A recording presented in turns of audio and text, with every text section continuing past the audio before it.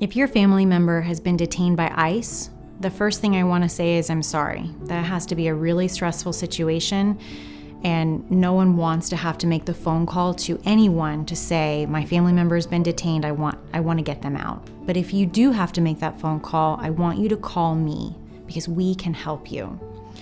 What you need to do is we need to figure out if we can ask an immigration judge to set a bond. So I want to pay a certain amount of money in exchange for being able to leave the detention center. Or if we want to ask ICE, the people in uniform detaining your loved one, can we be released on parole, which oftentimes doesn't require any payment of money at all.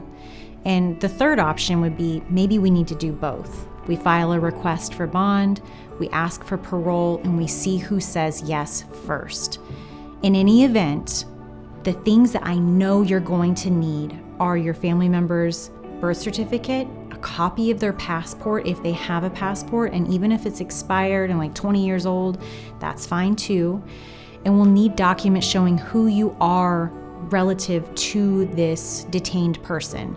So if it were my husband, I would want to show a marriage certificate. If it were my dad, I would want to show the birth certificate with my dad's name on it, or some other type of information. Maybe your dad's not listed on your birth certificate, something else to show that you are blood relatives. And then if you're a family friend or a neighbor friend, a community friend, how is it that you know them? And this is often done through a declaration that you swear under penalty of perjury in a letter saying how you know this person, because there's no birth certificate that's going to show that you're neighbors, right? We have gotten hundreds and hundreds of people out of the detention centers throughout the U.S. and probably about 1,000 out of the detention center in Arizona alone. We would love to help get your family member their freedom. Call us today.